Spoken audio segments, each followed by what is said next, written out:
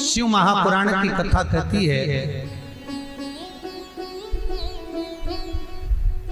3 वृक्ष, 3 पशु, 3 पक्षी और 3 जलचर पितरों के तुल्य होते हैं। बहुत ध्यान देना शिव महापुराण की इस पितृ शांति शिव महापुराण को जो आप सुन रहे हो नैमिषारण्य से, बहुत ध्यान से सुनो। पितृ दोष है, इसके लक्षण क्या है? घर में अशांति होना, घर में 4-5 लोग रह रहे हैं, जरा जरा सी बात में क्लेश हो, समझ लो पितृदोष है। पितृदोष, 1 रुपया कमा कर लाओ, 1.25 रुपए खर्च हो, खूब पैसा है, हाथ में दिखे ही नहीं, समझ लेना पितृदोष। 4 दिन दुकान अच्छी चले, बाकी के समय बैठना पड़े, समझ लेना पितृदोष। घर में बच्चे चिड़चिड़े हो जाएं, गलत संगति में डूब जाएं, समझ लो चिड़चिड़ हो रहे हैं, पितृदोष। घर के बच्चे माता पिता का आदर ना करें, सम्मान ना करें, तेज आवाज में बात करें, समझ लो पितृदोष।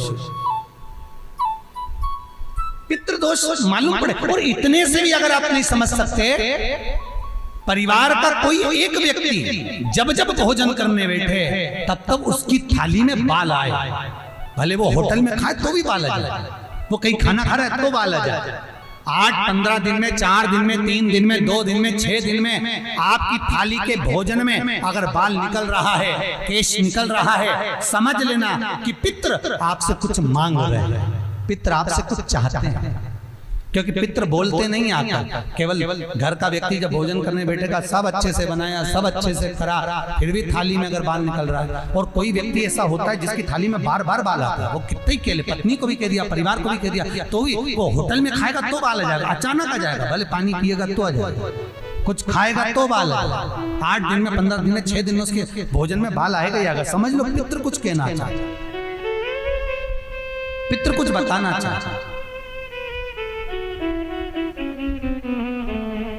कुछ वर्णन करना चाहता। घर में अगर आप उससे भी नहीं समझ सकते तो घर में बैठे बैठे एकदम गंध आने लगे।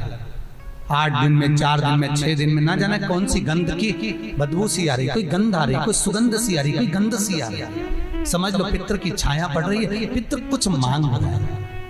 8 दिन में, 15 दिन में कोई भी अगर आपको नहीं आएगा तो कोई दूसरा कहेगा, आज घर में ऐसी गंध क्यों आ रही है, कोई आकर कह देगा गंध क्यों आ रही है, उसका मतलब है पितृ आपसे कुछ मांग रहा है, कुछ कहना चाहता है, कुछ मत करो। अगर ज्यादा लगता है कि हमारे घर में पितृदोष है, पैसे नहीं आ रहे, लक्ष्मी नहीं टिक रही, पीपल के पत्ते पर श्राद्ध पक्ष की एकादशी के दिन और द्वादशी के दिन पीपल के पत्ते पर शहद की 7 बिंदियां लगा दीजिए, उसी पर चंदन लगा दीजिए, 7 आखे चावल, सफेद चावल उस पर रख दीजिए, एक जौ, थोड़ी थोड़ी काली तिल उस पर रख दीजिए। अपने पूर्वजों का नाम लेकर, पितरों का स्मरण कर कर, गोत्र बोलकर, नाम बोलकर बहते हुए पानी में उस पत्ते को छोड़ दीजिए। ये केवल श्राद्ध पक्ष में होगा, एकादशी तिथि के लिए बहते पानी में छोड़ दीजिए। जिंदगी में कभी संपदा की कमी नहीं आएगी, पितर आशीर्वाद देकर जरूर जाएंगे, ये पक्का है। शिव महापुराण कहते हैं अगर ज्यादा रोग है, बीमारी है, तो श्राद्ध पक्ष की 9वीं तिथि के समय पर केवल बड़ के पत्ते के ऊपर, बड़ का जो पत्ता होता है, बट वृक्ष का पत्ता, उस पे काली तिल और जौ 21 बार उतार कर, जो व्यक्ति बहुत बीमार पड़ा रहता हो, कोई ना कोई बीमारी उसको घेरी रहती हो, तो बड़ के पत्ते पर काली तिल और जौ, काली तिल और जौ रख कर पितरों का स्मरण कर कर 9वीं तिथि के दिन 21 बार उतार कर बहते पानी में डाल दो या पीपल के पेड़ के नीचे रख दो, बीमारी समाप्त हो जाएगी, रोग नहीं घेर सकता। अगले श्राद्ध तक लिखकर रखना कि किस तारीख को करा, किस तिथि को करा, अगली तिथि तक जानना, आपको रोग नहीं आएगा, बीमारी नहीं आ सकता, कष्ट नहीं आएगा। शिव महापुराण का भाव, भगवान शिव आनंद की राशि। तो 3 वृक्ष, 3 पशु, 3 पक्षी और 3 जलचर ऐसे हैं जिनको पितृ माना गया। तो 3 वृक्ष कौन कौन से हैं? शास्त्र कहता है पहला पीपल, दूसरा बरगद बड़ और तीसरा बेलपत्र। इन 3 वृक्ष के नीचे श्राद्ध पक्ष में पितरों का निवास हो जाता है। इन 3 वृक्षों के नीचे 3 वृक्ष पितरों के तुल्य हैं। पहला पीपल, दूसरा बट वृक्ष, तीसरा बेलपत्र का वृक्ष। बेलपत्र का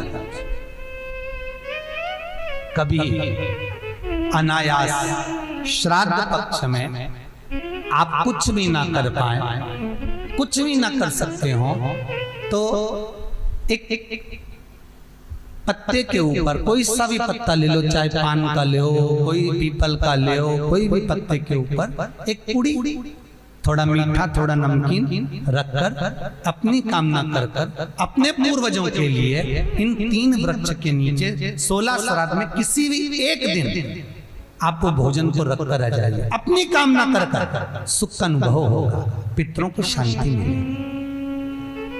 3 वृक्ष पितरों के तुल्य हैं। 3 पक्षी पितरों के तुल्य हैं। कौवा, हंस और गरुड़।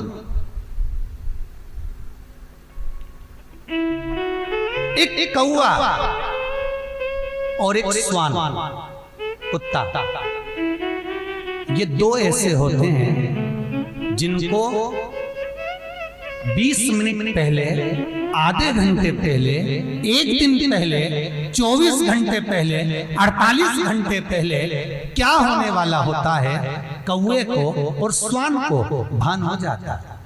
क्यों? क्योंकि ये यमलोक में जहां यमराज निवास करते हैं, श्वान और कौवा उस स्थान का भाग ग्रहण करते हैं और इनको ये ज्ञान पूर्व से यमराज से प्राप्त होता रहता है। पूर्वभान होता प्राप्त होता रहता है। एक कौवा, एक श्वान, कोई घटना घटने वाली होती है तो कुत्ता रोने लगता है, कोई घटना घटने वाली होती है तो कौवा आकर बैठ जाता है, कोई आ रहा है तो कौवा आएगा, कोई भाव सूचक है तो कौवा आकर बैठेगा। दरवाजे पर कैसे, उसका भी भान है, अटारी पर कौवा कहाँ बैठा है, दरवाजे पर कौवा कहाँ बैठा है, किस स्थान पर कौवा विराजमान है, उसका भी भाव हमारे शास्त्र में वर्णन है। 3 पक्षी, 3 वृक्ष पितरों के तुल्य हैं।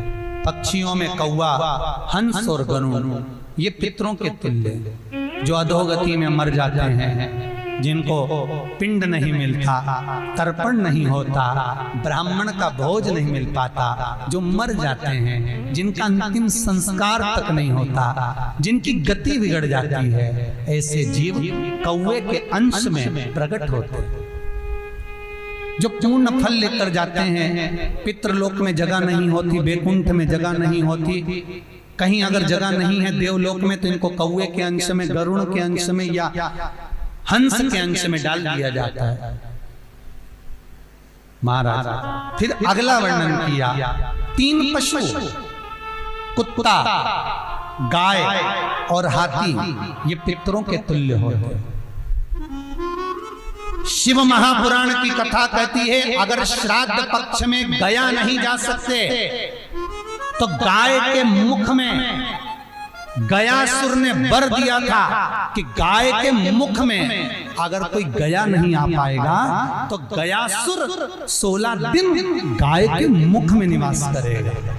और गाय के मुख में श्राद्ध के समय पर अगर कोई रोटी देगा, श्राद्ध के समय पर जो भाग देगा उसको गया जी में पिंड करने का पुण्य फल प्राप्त होगा। ये गयासुर का वर गौ माता के लिए था।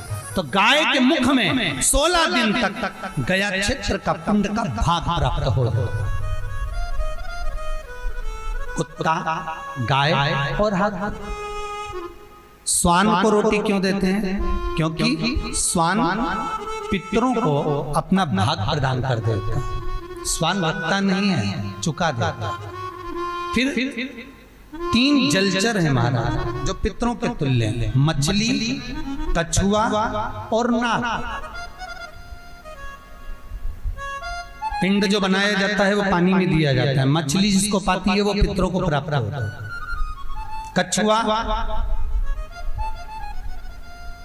श्रावण के इस 16 श्राद्ध के अंतर्गत कछुआ यदि आपके दिए हुए भाग को पा लेता है तो वो जीव उसी समय पर तर जाता है। और महाराज